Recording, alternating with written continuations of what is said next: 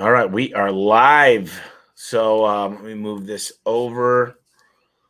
Welcome back to the Home Service Expert. My name is Tommy Mello, and today I have a guest visiting us from Nashville, Tennessee. His name is Bryan Clayton. He's an expert in entrepreneurship, small business growth, marketing, and profitability. He is the CEO of GreenPal from 2014 to present. From Nashville Entrepreneur Center Business Mentor. He started that up in 2020. Accelerators Organization Business Mentor 2020. And Peachtree Incorporated, he founded that in 1998 and sold it in 2013. Bryan Clayton is a CEO and co-founder of GreenPal, an online marketplace that connects homeowners with local lawn care professionals.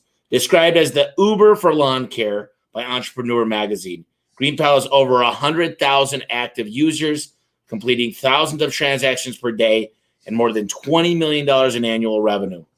He was the founder of Peachtree, a company that grew from having 0 employees to 150 prior to navigating its exit in 2013.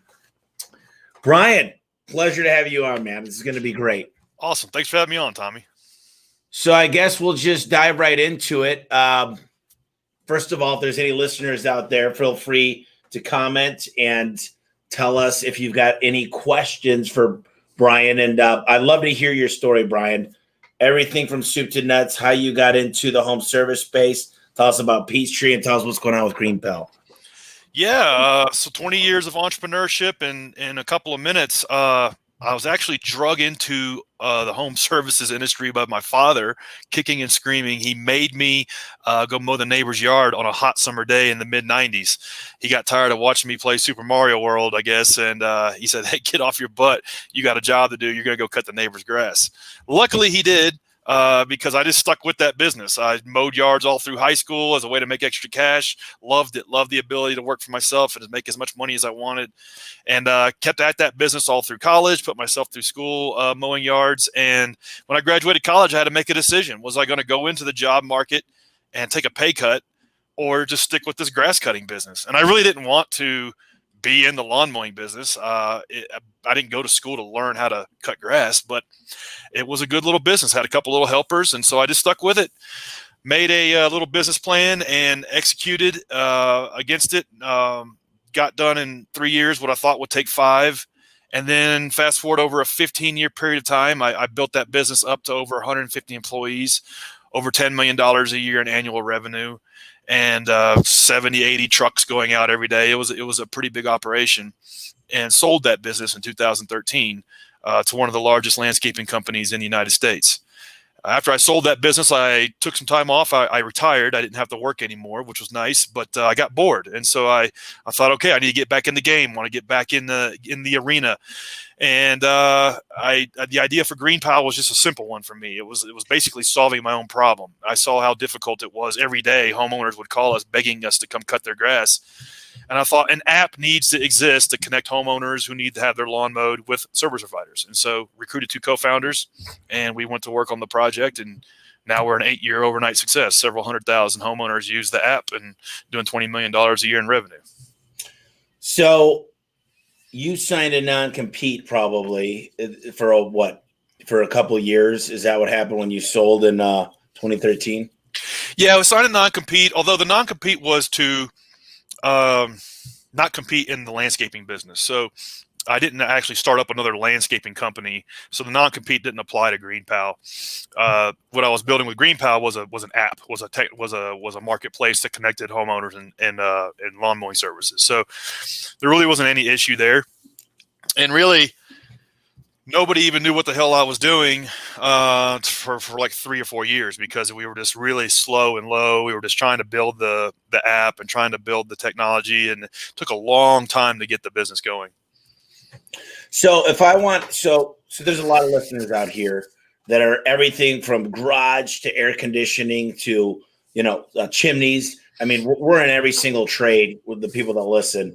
What was the secret? Because it seems like to me, you go on Yelp, you go on Google, you look at the ratings, you go on Home Advisor. There's a million different places. I mean, I can keep going. You go on Facebook, you go on Angie's List, the BBB, Thumbtack, Groupon. next door. There's a million places. How do you do that to stand out to get a $20 million market share? Yeah. So to your point, there's no shortage of directories of names and numbers of lawn mowing services or any service really. So if you need to have your lawn cut, lawn mowed, chimney swept, garage door, whatever, you can dial, you can get on Google and find an endless number of resources to find names and numbers, but you still have to poll these service providers. You still have to call them, leave voicemails, figure out what pricing is, figure out what their availability is, try to get a return phone call, negotiate on price, try to figure out if they're any good or not. And so it's easier than it was maybe 20 years ago to find these service providers. It's still very hard to schedule them and actually get them to show up. And so GreenPal is push a button, you get quotes back in less than a minute, you read reviews on who you want to work with, you hire them, they come out and mow, you get a picture of the lawn that's after it's cut, you push to pay, and then you schedule them for the rest of the year. And we have several 100,000 people that use the platform, and probably a third of them have never spoken to or seen their lawn cutting service. It's like almost invisible. And so that's why that's what's differentiated about the analog experience of, well, you got to call, you got to leave a voicemail, hopefully they call you back, then you got to set up a time for them to come out and look at it, then you got to negotiate the price. Then you agree on a price, and then they actually don't show up on the day they're supposed to. And then when they actually do show up, you got to figure out a way to pay them, like through Venmo or mail them a check or something. So we make all that process a whole lot easier for the homeowners. And then also for service providers, we give them basically an entire platform that they plug into where they can operate their entire business on our technology and not have to do things like bookkeeping, waiting to get paid, trying to figure out marketing automation, trying to figure out how to get the phone to ring. Our platform handles all that for them. I think it would be really cool if you gave me a demo video that I could post on our podcast. So under homeserviceexpert.com, we'll have your episode, and then they could go there. We'll post from the user to the UI. I'd love to see it from the customer perspective as well as the landscaper perspective on how it works, because I think this is super cool. I guess I've got a million questions, but one of my biggest questions right now is saying, okay, you got a really cool software. The problem is there's a lot of cool softwares out there that no one ever heard of. How did you blow that up? Did you use social media? How did you get the word out there? Yeah, so it's to your point, it's a software, SaaS, software as a service. It's a SaaS enabled marketplace. So there's a lot of different pieces of software that lawn mowing services can buy and use to help grow their business, but they're not a marketplace. They don't generate demand for them. And so ours is a marketplace. And so we generate demand for service providers by giving them opportunities for new lawns to mow nearby them. And then the software helps them do all of that a whole lot easier than they could otherwise.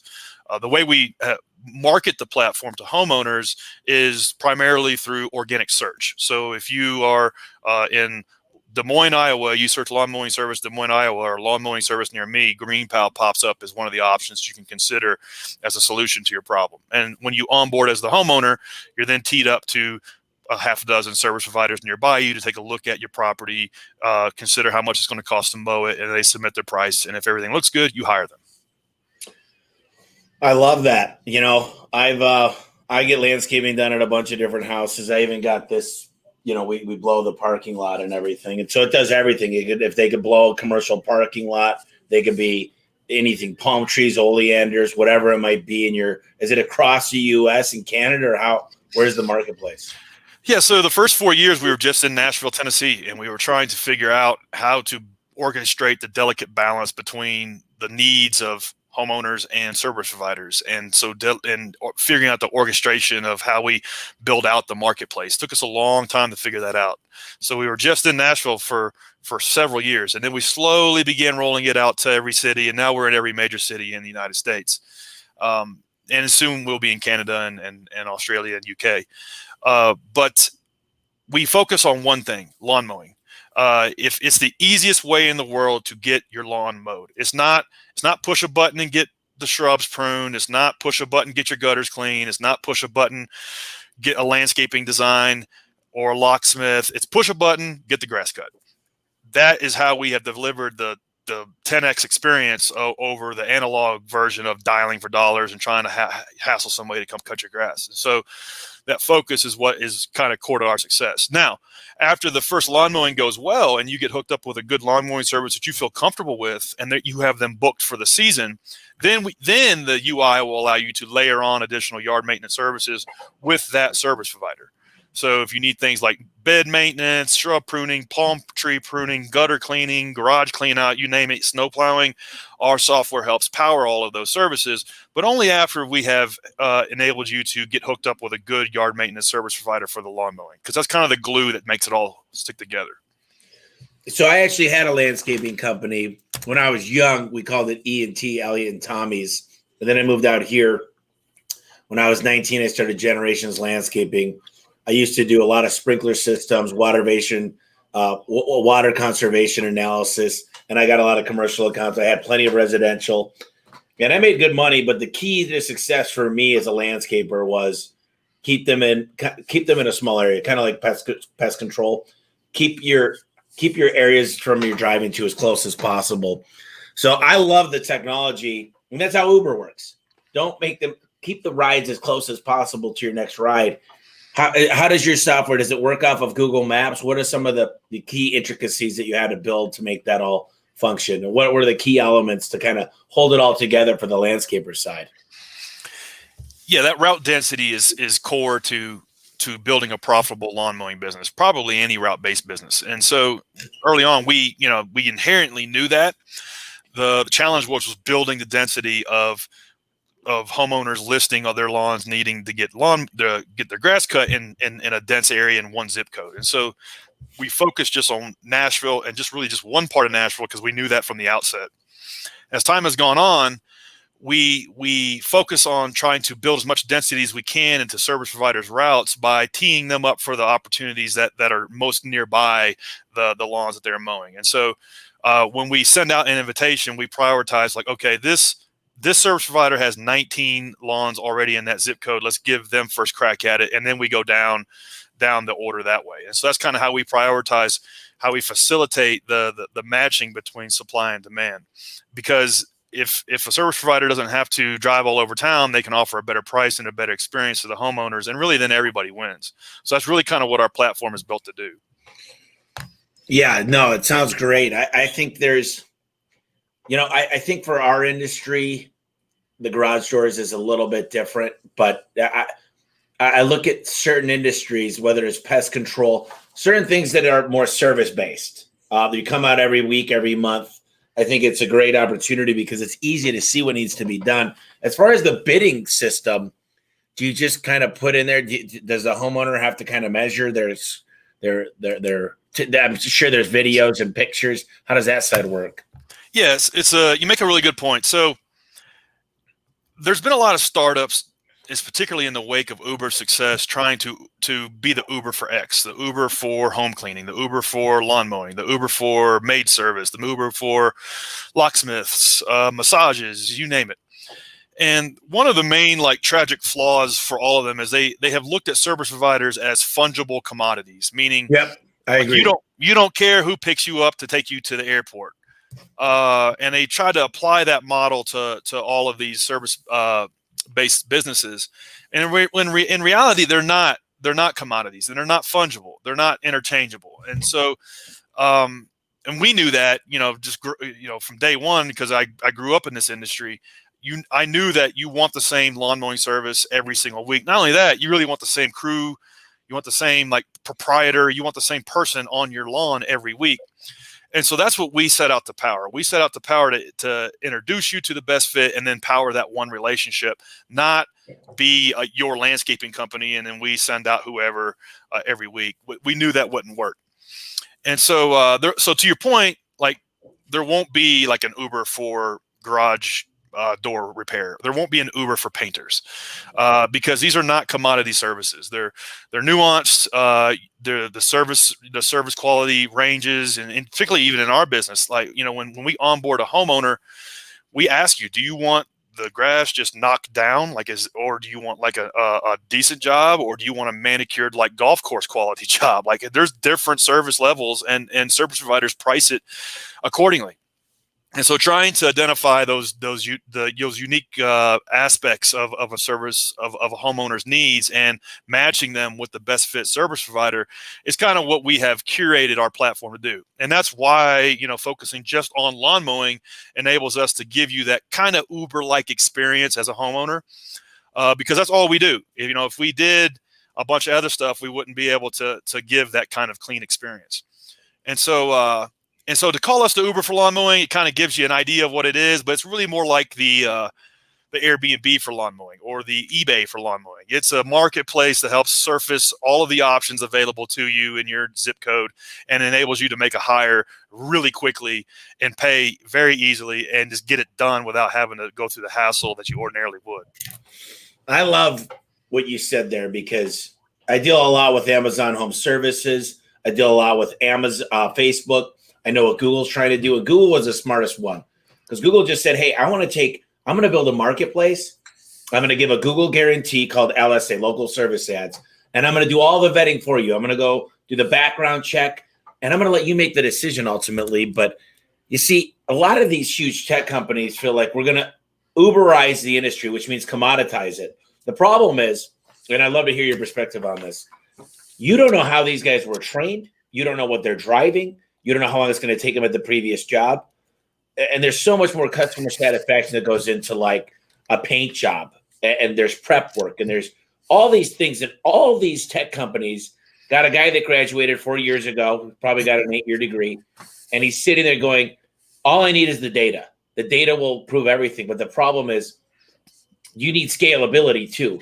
How are you going to get a place that's able to generate great human beings with background checks, drug tests, good driving records? They got the know-how. They've got the transactional analysis. There's so many things. And I love it when Amazon comes in and says, we're going to give it to the highest bidder. They go into these manufacturers and say, we're going to buy it for really cheap, or we're going to get all the labor to be cheap. They don't understand how much it costs to have a good van or a good maintenance guy or pay a good employee with insurance. So I love how Amazon started selling things with labor, and they realized, wait a minute, we can't pay $100 for a fan to be installed. We got to pay. And I'll tell you, the guys that do a fan install, they go there, they sell the fan, and then they sell everything else. They don't look at Amazon at all as the $100. They look at it as a lead to get everything else. It's a paid sales call. Amazon is just these companies. I'm sorry, and I use Amazon for a lot of stuff because it's convenient. But the problem is, you want to have a relationship. You want to understand who this company is. And everybody asks me, "Are you worried about technology?" And I'm embracing technology. I'm like, sure. There's certain things I think it's going to change a little bit. But there's one thing that I know I have: brand new trucks, brand new tools, technicians that are trained for 3 months before they actually go into the field. We get certifications. We do the background. We do the drug test. We do driving courses. We're trying to make things predictable, because if they were to buy a company, they want predictability. And I think that's what all of us home service companies should try to build, is how do you create predictability? There's one word that scares me in all of home service that no one has figured out, and that's capacity planning. Now, with mowing the lawn, I know that how long it takes 3 guys with the right equipment. But if we run out of gas, if a machine has a stall, if we hit a sprinkler head, there's so many unknowns that you just don't know and you can't plan on. You could be a certain route within a day. And I'll tell you, there's a lot of things you could do within one neighborhood, because I've got a Christmas light business too. But, I'd love to hear your perspective, because I hear all these people, are you scared? And it seems to be the hot topic this year and last year of like, what's going to happen when this starts happening? And I'm just not worried about it like most people are. Yeah, well, so there's a lot to unpack there. So Amazon, when they got into the home services space, I guess 5 years ago, they're a SKU-based business. They were trying to sell a plumber as a SKU off the shelf, and it just doesn't work that way.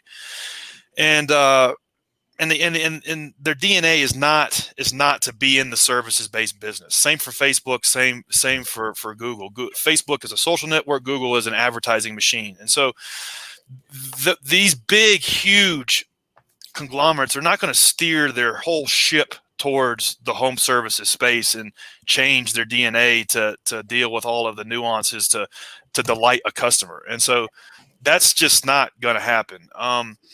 So we don't worry about it either. And I guess my advice would be to service providers like that are, out there in the trenches, is to really look at all of these options available to them as ways to build more revenue. Like you said, the ceiling fan guy, heck yeah, sign up for that and treat it as $100 sales call.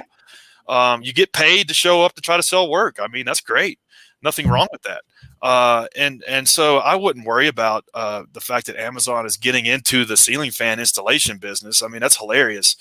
That they're not going to get into the electrician business the same way as an electrician is going to be in that business. But the electrician does need to be looking at ways to onboard leads from Google My Business, from Home Advisor, from Thumbtack, from Amazon Home Services, from SEO, from Facebook marketplaces. The electrician that's doing electrical service calls, and that's their business, needs to figure out ways to use these channels, because I think every home services business needs to think like a technology company, or else you won't make it. So it's not like oh, that's a bunch of BS, don't pay attention to it, just do it like you've always been doing. It's like it's good stuff, and you need to be figuring out ways to leverage it, because if your traditional business doesn't think like a tech company, then you won't make it. Your competitors are going to kick your ass. I did Amazon Home Services. I've done Home Depot. I've done Lowe's. I've done pretty much. I've tried everything. I've tried all the home warranty companies, and what I've learned is, certain industries, don't take offense to this, but this is where bottom feeders that don't understand marketing live. They live on there, and Amazon wants you to snap a picture when you get there. If you talk to the customer about something, you need to know about it. They're rated on this. They kick you off at this. And I'm like, do you understand how much shit you have to go through to make them happy? Thumbtack, and I can't talk bad about these companies because people do well on them. But usually the companies that do well, they have no overhead. Their wife works for them. Their son's running tickets for them. They work out of their garage. So it's easy if you don't have an ad spend, but then you look at someone like Ken Goodrich with Gettle Air Conditioning that's doing a couple $100 million a year. He spends a fortune, but his average ticket's through the roof, and they control the whole process. And I believe they control it better for the customer, because people act like technology is the answer to get. Let me just tell you, any CRM, we use service type, but there's a million of them in HVAC or plumbing and even lawn care that actually send pictures on the way. They require before and after. They require videos, updates, settings, everything. I mean, shoot, now they have sprinkler systems that tell you how much water you use. I mean, it's amazing what they're able to do these days. So I would say definitely to not worry as much about them. But one of the things that I tell people is, we're not taking advantage of the customers, and we're not taking advantage of partner marketing. The customers, to me, they all have someone that could benefit from your service. So this year for me, I'm kicking off a bunch of new things to say, how do I get jobs without trying? Referral clients. And I've got some that'll refer me. I've got certain people that refer me 50 jobs a year. I need 100 more of those. Yeah. And I know how to get them, but no one really thinks about this kind of stuff. And I think it's important. And I do the landscape company. Literally, I would rollerblade passing out flyers, and I would literally go to all the commercial places, and I'd say, tell me about your current landscaping. What do you love about them? And when they say what they love about them, they also say, but they come on Thursday morning. Yeah. They blow everything. And we're getting out of our cars and they ruin everything. And I say, so if we came on the weekend, would that make more sense to you? And I say, oh yeah, that's a huge. And you find out what their pet peeves are. And it's like, but the landscapers, I will say this, I was allergic to grass. Yeah. It was a tough industry for me, but tell me about the technology industry, because that's a big pivot. And I've done a lot of technology, and it's a tough industry because developers are kind of like contractors that are building a house. Yeah. They promise you one thing, and then they say, oh, I didn't know you wanted to have a forgot login screen, and ooh, and this and that and this and that. So how's your experience been? It's a lot like building a house, except for it's not sticks and bricks; it's lines of code, and it's hard. Took me 3 years. I had to learn how to build software to even play in this game. So it took my two co-founders and I 3 years to teach ourselves how to write code and how to design software and how to build it and how to manage developers and how to build a team that executes technology, because we were in the technology business. I didn't know how to do any of that. It took me a long time to figure that stuff out. But what I did learn as I kind of reinvented myself from a blue collar entrepreneur, if you will, I had like 4 mechanics that worked for me every day, and all they did was just fix trucks and lawnmowers and stuff. I mean, it was a very much like a blue collar business. And then fast forwarding and like having to reinvent myself to be a tech entrepreneur. After I like kind of completed that transition, I then saw like all of this stuff. I was like, holy crap! I had this business doing $10 million a year in revenue. If I had a couple software engineers that were working with me in that company, I could have made double the profit.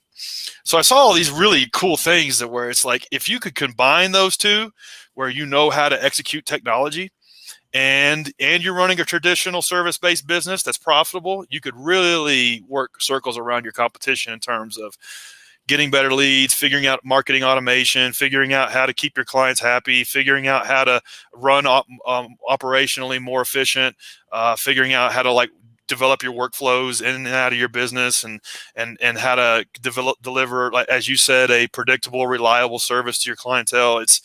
Technology can help with all of those things if you know how to leverage it.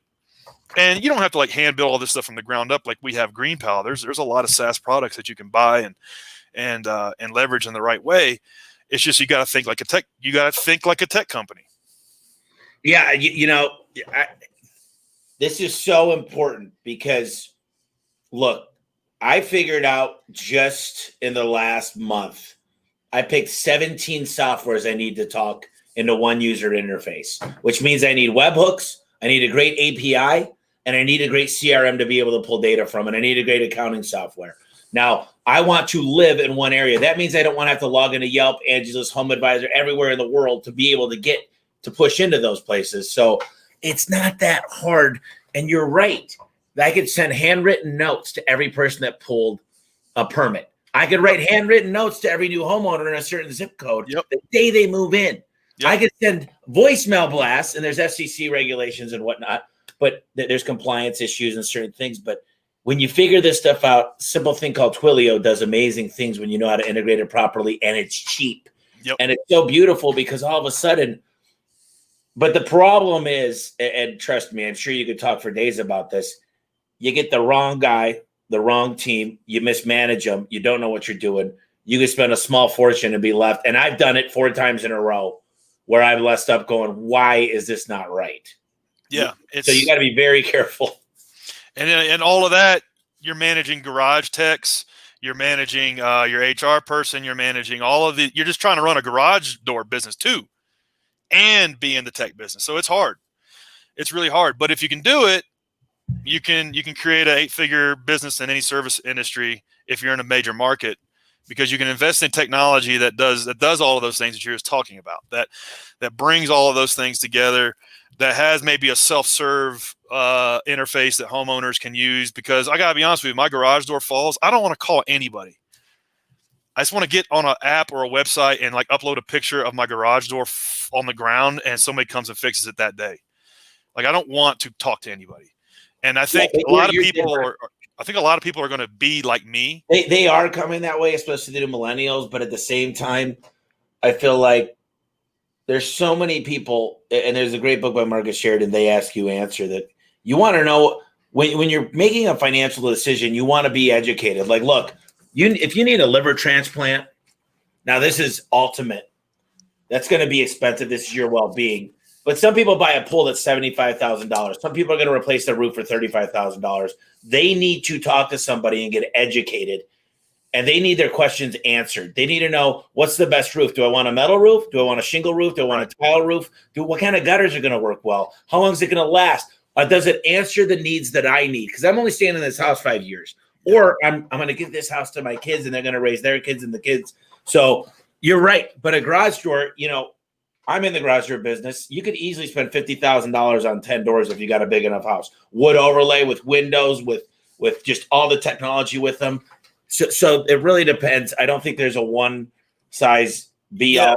And Eric, but where tech comes into play there is like you have the best kick-ass presentation that's technology driven that nobody else has. And it could be imaging. I'm sure you're using this stuff, but and then you've got a better sales process that's technology driven, than anybody else, and not just like a Salesforce CRM, but something that's hand tailored to whatever it is your workflow is. That's how you leverage tech for that. So it's like, and I had 4 salespeople that worked for me full time in my landscaping business, and I mean, dude, for us, it was all like spreadsheets and hand cranking, like, and it wasn't consistent, and it wasn't. I mean, like, if I could have gone back and used technology to hand build the kind of stuff I needed, I could have made double the profit I made, and had double the market share. And oh my God, dude, you are talking. So you got a thing called a scorecard for every single person, your mechanics, and the scorecard. People ask, how do you do performance pay? How do you build a scorecard? Well, what's the outcome you want for your dispatchers? You want less drive time. You want more capacity filling. There's all kinds of things that you want. You want less cancellations. We call it run rate. There's all these things. So you build a scorecard, and people say, well, what if they cheat? It's pretty simple. You have a checks and balances system that takes a human being sometimes for data accuracy, and you fire people, and they will not cheat because it's literally stealing. So I think a scorecard for every position. And I was going to say Salesforce, Zoho, Infusionsoft, HubSpot. All these places, they're expensive, but they've already built something that you could get everything on. And I've used all of them, and they all work because they all have there's a beautiful program called Zapier. Yeah. And Zapier just builds bridges into everything. And if they don't have it, they'll build it. And there's a great code called Python that the people that develop in Python, the Zaps work really, really well because it almost goes to the next level with the Zapier to write. And I'm learning all these things right now. And I'm sitting here in the garage door business going, you're absolutely right. How do you make the user experience seamless and easy and almost like a no-brainer? And I'm finding myself writing articles right now, the 5 best companies in Phoenix, and I'm not on there. But I'm the author. Yeah. And I'm really doing my research going, here's why. And I'm telling customers that we may not be for you, and here's why. Yeah, and the fact is, here's the thing is, we might not. Look, the thing is, would you rather be a jack of everything and take every job? If you've got a complex gate that you want to go in, don't call us. Yeah. If you've got a crazy tough door or a crazy easy door and you're just looking for, hey, I'm in and out of this thing, I never want to be the Walmart of the garage door industry. But what's beautiful about what you said is you just said earlier, if you just want your grass folded, we've got somebody for you. If you want it to be cut nice, but maybe they're using a weed whacker as an edger, they're fast but efficient. Or if you want it to be groomed to the T, like a golf course, and they pull out the edger and they're not taking any shortcuts and there's no shavings left and the kids play out in the grass. And, and I'm sure you probably got someone that does like the pooper scooper too, that like as a service. I don't know if you... We focus on just those 3 things, and we've built the self-serve system to get you set up for those things. But to your point, there's a lot of stuff we're not good at. We don't offer a landscaping design service. We don't offer a pressure washing service. We don't offer all of these other things that landscapers sometimes do offer, but we don't deal with anything because that's not where we play. And I think focusing your business on like a few set of core competencies that you do better than anybody else in your market, and then leveraging technology to make all of those things just so dead ass simple for your customers to do business with you, and like removing all of the friction that you can find for them to find you and do business with you, I think is a recipe for success. It doesn't matter if you're in home cleaning, if you're in driveway installation, if you're in pools, if you're in garage doors, if you're in lawn mowing. I think finding the friction, making it dead simple for homeowners to find you and do business with you, and using technology to do that, I think is a winning recipe. I just take notes. I think this is great stuff. So I feel like you've done a lot. You've been one of the few people, and I've talked to a couple hundred on the podcast that have successfully exited a home service company.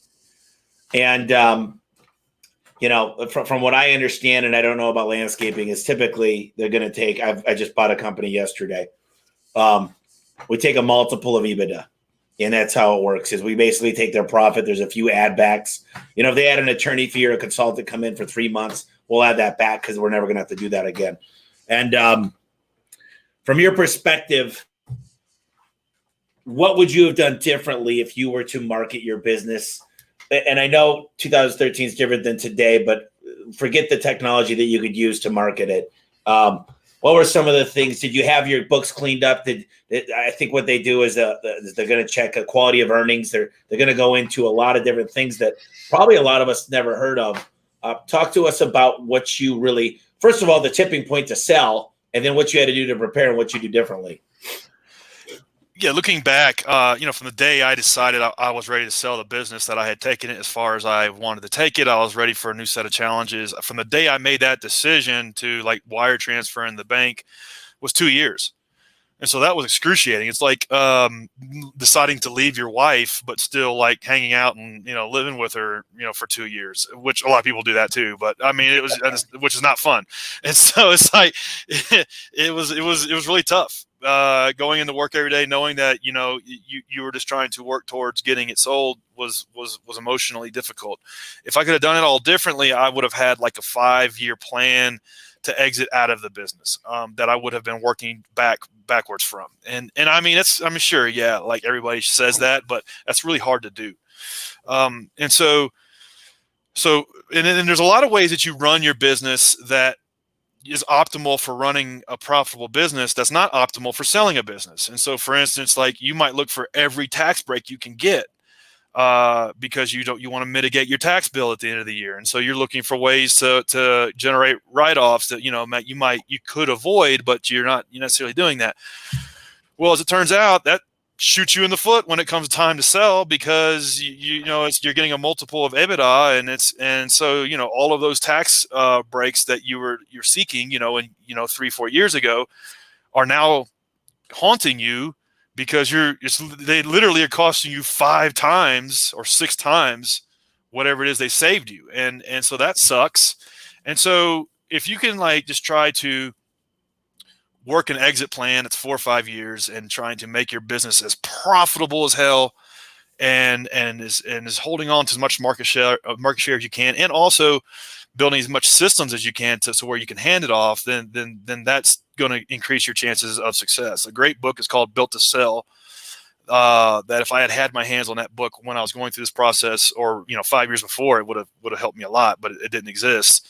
So I mean, that's what I would have done differently. One thing I did do correctly, or not, I don't know if it was correctly, but luckily, was I built the business debt free. We had no debt.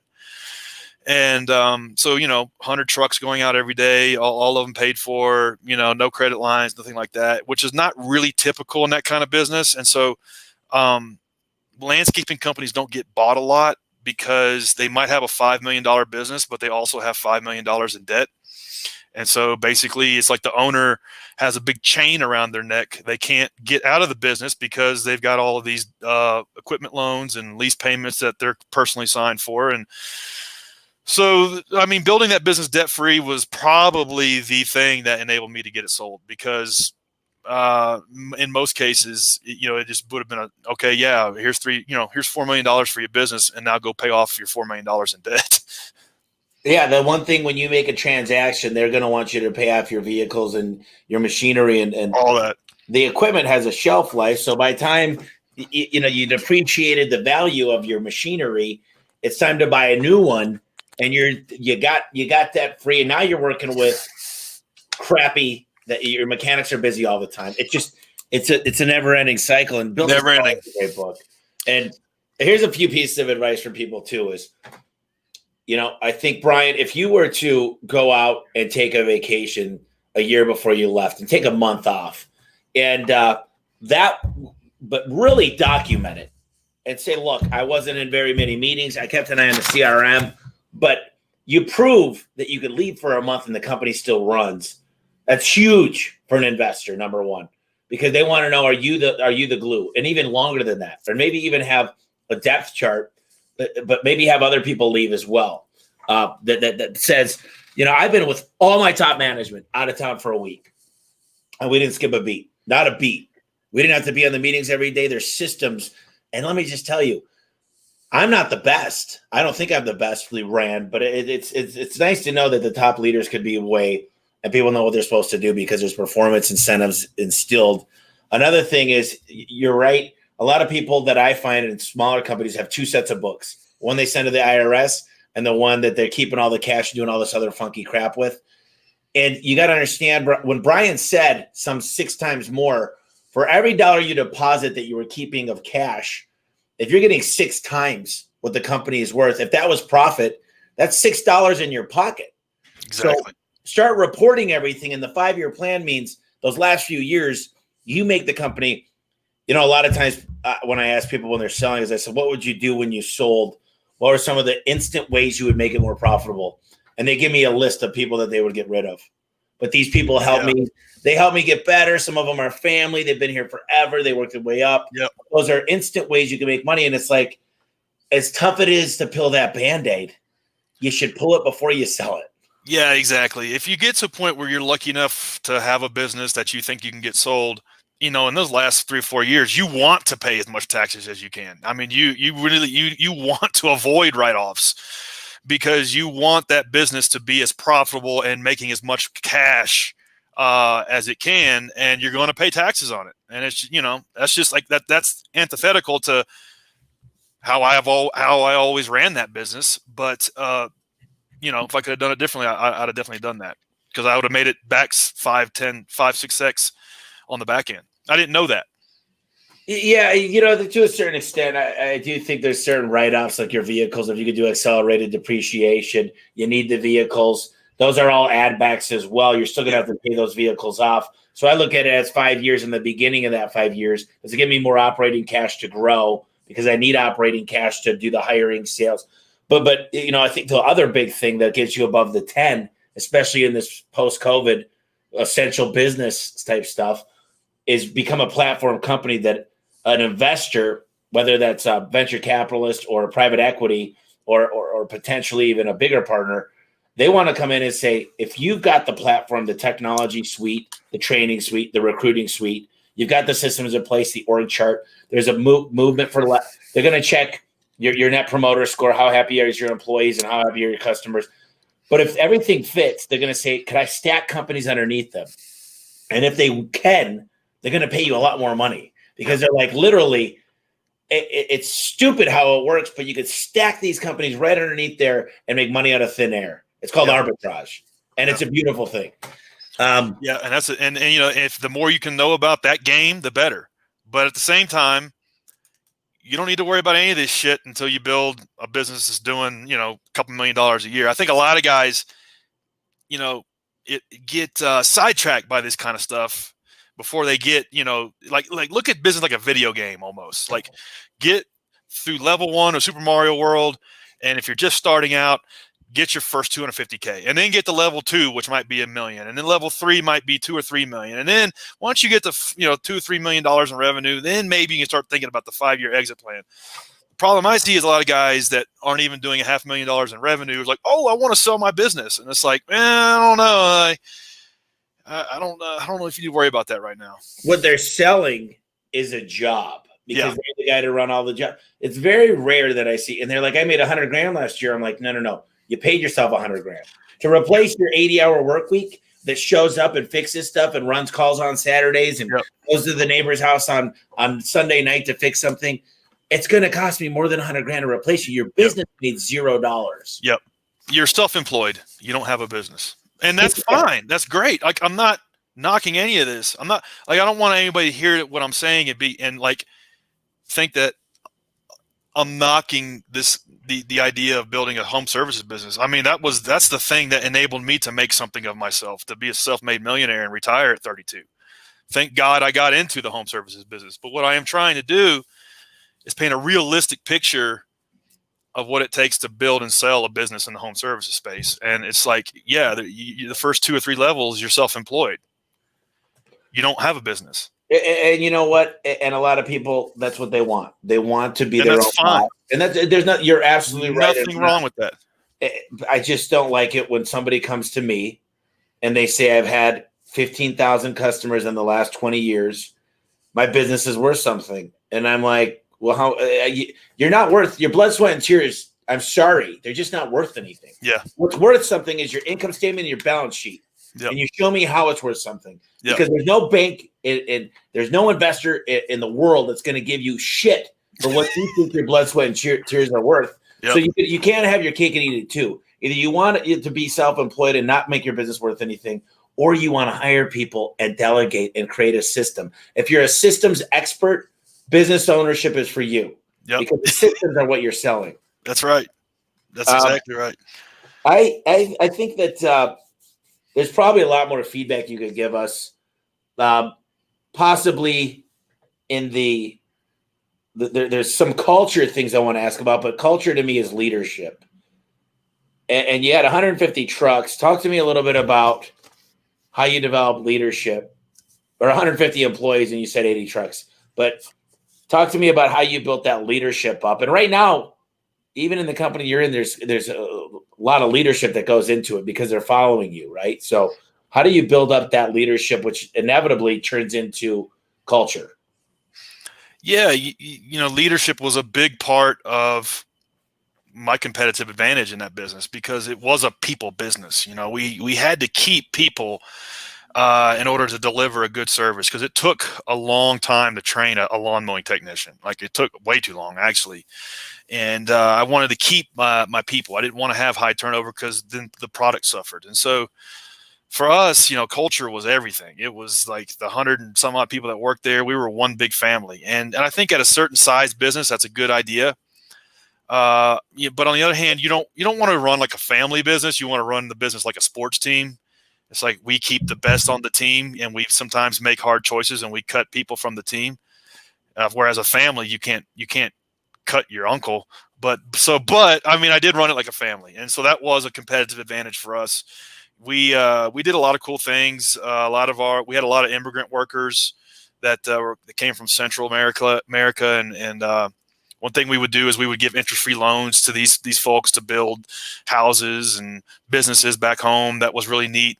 And then we would celebrate those wins. And so it's like when the company wins, the employees win, and it was just part of like the culture that kind of galvanized us as a team and kind of helped us keep and hold on to people because they wanted to work there. It was fun. It was different than other places they could go work where they were just a name on a spreadsheet. And I knew the names of everybody that ever worked for me, which was not easy. I would make little flashcards and memorize the names of everybody that worked for me. And that's important. If you're going to have more than a couple of people, you got to be a good leader. You got to learn how to be a good leader. I didn't start off being a good leader. I don't think I ever became a good leader, but I got to be decent. And, read stuff like from John Maxwell and Simon Sinek and a couple other authors that I liked. And so constantly reading books on leadership, constantly trying to take courses on leadership, because that's a big part of it.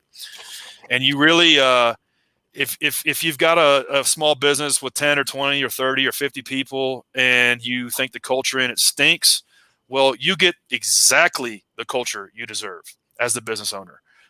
Because it reflects you. It reflects who you are. So it's like if you walk in the office and like you don't want to be there, well, you got exactly what you deserve because that's what you created. So being a strong leader, being the curator of the culture, the protector of the culture, setting the tone for what the values are, like as a business owner, that's one of the things, like on the pie chart, like one of the big pieces of the pie. There's certain people that I know. They could never be that CEO, that owner, that strong leader. And I do believe there are people out there that find someone to fit that mold. And it's hard to find. But one of my buddies has a $100 million company, and he loves sales so much. And it's an ad agency that he stepped down. He hired the Kraft CEO from Kraft from years ago. And the guy came in and built a culture. And I think it's really hard to do. When you're a small company, don't become an owner and expect to hire someone else to take that role until you get to a certain size. Once again, probably level 9 on Mario. Yeah. That's when you're Bowser. you're right in the last stages there. Yeah. And then finally, one other thing I wanted to touch about when you own the business and kind of is marketing is a big deal. What are some easy things you could say that probably some of us just were too blindsided, we don't even see them right in front of us? You got to figure out, like, as a business, you're only going to be good at a couple of channels. By channels, I mean it might be Facebook ads, it might be radio ads, it might be SEO, it might be direct sales, it might be Thumbtack, it might be Angie's List, but you're really only going to be good at one or two. So really try to figure out which one of those one or two is how you make like 80% of your revenue, and just lean all the way into it. And so, like you mentioned, like the garage door analogy is like, well, there's not really an Uber for garage doors. It's not going to be a self-serve thing. Well, then it is a sales type of business. And so then you got to figure out, okay, this is how I have a sales system, and this is how I get the phone the ring for leads for that sales system. And that's all I'm worried about. And so I get the phone the ring for that sales system through bidding on Google AdWords or running Facebook ads, or one or two things. It's not trying to do all of these things at once, because then you're not going to be good at any of them. And that old adage of like, I know I'm wasting half of my ad budget. I wish I knew what half it was. That's like an adage. You want to get as far away from that as possible. You want to know, look, I know if I put $3,000 into Google AdWords, I know it makes me $20,000. And you just need, like, if you can't answer that question, well, then guess what? You don't need to go buy a newspaper ad and a radio ad and a Instagram agency and all this other shit until you can really understand the unit economics around every channel one at a time. I did a small coaching call this past weekend, a couple weekends ago. And the guy is the top guy in his franchise of all of them. And I won't go into detail because he's going to listen to this, and he might be listening now, but very, very smart guy, the best number one guy in the franchise. And he said, so Tommy, I'm spending $12,000 on my online a month. And he said, I'm not really sure. It's a little bit of Facebook, some Instagram, some retargeting, some display ads, some Google pay-per-click, some LSA, and some organic. And I said, the first thing I would do is find out how much it costs to acquire a customer, or at least a lead, in each one of those sources. Because to me, it sounds like you're shotgunning, you're spraying and seeing what sticks. And to understand that per marketing channel, I talk about this a lot, but I've got 4,000 call tracking numbers. 4,000. Yeah, 4,000. And people are like, I have 12. And I'm like, 12? Yeah. At least you have call tracking. At least you got 12. So, at least you got call tracking. Yes. There's pretty cool things. There's UTI codes that you can put, UTM codes on everything that actually make a dynamic number pop up so you could have 1,000 just on Google alone and understand where the leads are coming from, what the search terms are, and if they're converting. And I don't want to bore people with the analytics, but I just feel like there's two things you need to do as an owner, and that's marketing. You need to understand your marketing, and you need to understand your financials. Those are the two core things that most owners, I'm like, this is a balance sheet. They're like, well, I didn't go to college. And I'm like, this is just things. There's expenses, and there's assets. These are things. It's not even about college. It's not even about high school. It's just understanding your numbers matter. And I think there's too many business owners that say, I don't even want to look in the bank account because I was there. Yeah. Like, are we okay? They're scared of it. They're scared of what they're going to see. And I've been there too. Something that's helped me kind of get through these things is just hiring a freelancer who's an expert on a fractional basis to hold you accountable. So it might be hiring that CPA that makes $300 an hour just to review your balance sheet for 2 or 3 hours a month. It might be hiring that CMO on Upwork or something like that makes $180 an hour to work for you for 2 or 3 hours a week to hold you accountable to do these things. Like think of them as like a fulcrum, and just hire okay, imagine like the best CMO marketer that you could bring on your team probably is going to make $250,000 a year. Well, what if you could hire that person for 2 hours a week, and then they can help you be accountable on understanding, okay, this is how we're looking at the call number analytics, and this is how we're looking at what we spent to make that phone ring, and this is our CPA for every lead that we got out of Google AdWords or Facebook or Instagram or whatever. Just trying to put that tripwire in front of you by hiring the best for a couple of hours can help you hold you accountable as a forcing function to do all these other things you need to do. I have found it is better to hire the best for a couple of hours than to hire somebody who's a novice for 50 hours. I really think that, you know what, that is such a great quote. I think that's genius. So the best for a few hours, and rather then than a novice for 50 hours. novice for 50. Or somebody who's like an intern or somebody who just got out of school or some shit. Everybody wants to look for a deal. And it's like they're not going to do anything but play on Facebook all day, or play on Instagram all day. It's like they're not going to do anything. Like, go straight to the top, hire the best for a couple of hours, and then execute the strategy that they help you lay out. I think that's awesome. And a quick question I have in my notes, and then I want to ask my last 3 questions is, what do you consider a good profit margin? What should people aim for in the home service niche? Painful. There were years during the financial crisis, 08, 9, 10, 11, that we were just breaking even like 3-4%. When we were doing really good, 8, 10, 12%. And I think that's industry by industry for Yeah. sure.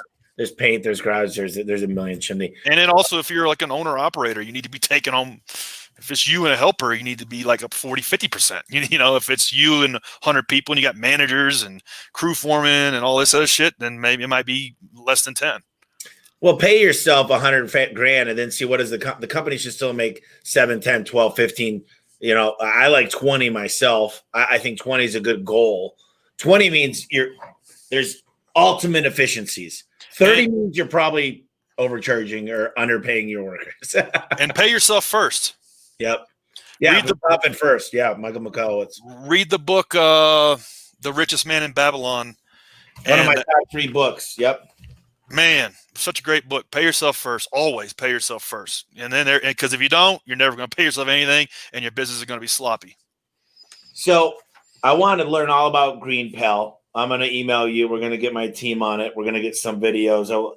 I want anybody out there. We're going to help you find a lot more clients. We're going to advertise this to landscapers.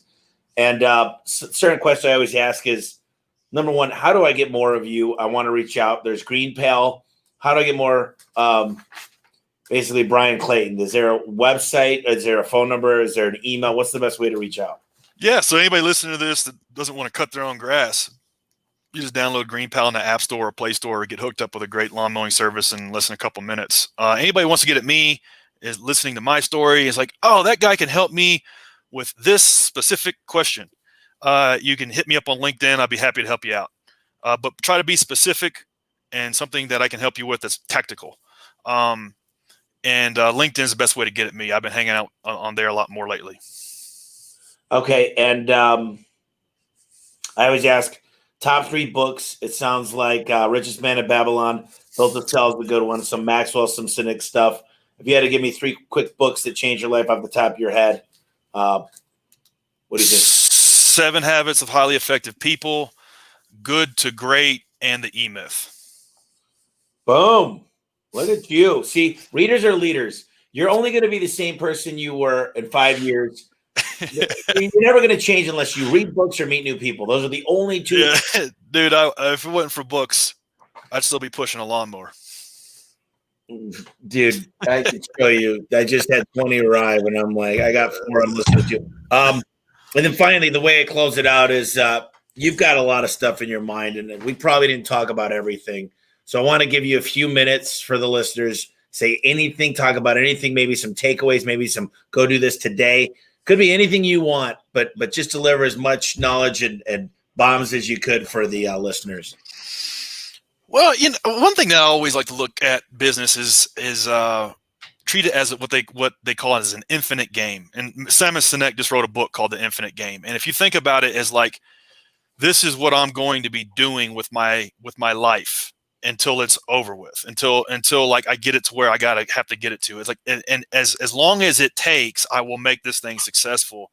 And if you treat it as an infinite game, then you'll see it through. Whereas if you think about like, oh, I'm going to do this for 3 years and sell it or flip it or make $1 million in 5 years or something, maybe you can, but a lot of times if you don't manage your psychology in such a manner that you're going to be doing this for the next 20 years, then you won't have the wherewithal to see it through, and you'll burn out. And because business can be tough. So that's like one piece of advice. Another piece of advice is, there's another book called A Million Miles in 1,000 Years. And the the moral of this book is like to think of your life as like a storyline, like it is like you're the main character in a movie. And to live an interesting story, you have to live an interesting life. And I read this book and it clicked for me because I was like, oh, well, my business is kind of my life storyline. And I am kind of like the hero in the story. And I go through ups and downs, and like I have to overcome obstacles and problems to get to the end of the story. And so like if you look at your life and your life in business in that context as a storyline, that there's going to be highs and lows, but it's going to be worth it. It can kind of help you manage your psychology and also like give you purpose, that your business can be your purpose. I love that. My business is kind of my life too. Yeah. I think most of the people listening, You got your home life, and you got to have that balance. But Bryan, I got to tell you, I'll definitely reach out to you. I want to get as much resources, anything you think you could help, maybe activity wise, just have them run through. I've got all kinds of things, but we'll add it to the podcast and give them as much the listeners as much as you can. So guys, here's the deal. If you're not on GreenPal and you hate mowing your grass, get on GreenPal. And if you're ever looking to make a change technology wise, reach out to Bryan on LinkedIn. And Bryan, I got to tell you, it's been an amazing podcast. You're a killer. You can just tell you got a lot of energy. You care a lot. And I'm definitely interested in learning more about GreenPal. So, well, thank you, Tommy. I appreciate it, and I thank you for having me on. Yeah, this was killer, man. I'll be in touch. Awesome. You have a great day. You too, buddy. Bye-bye. See you later.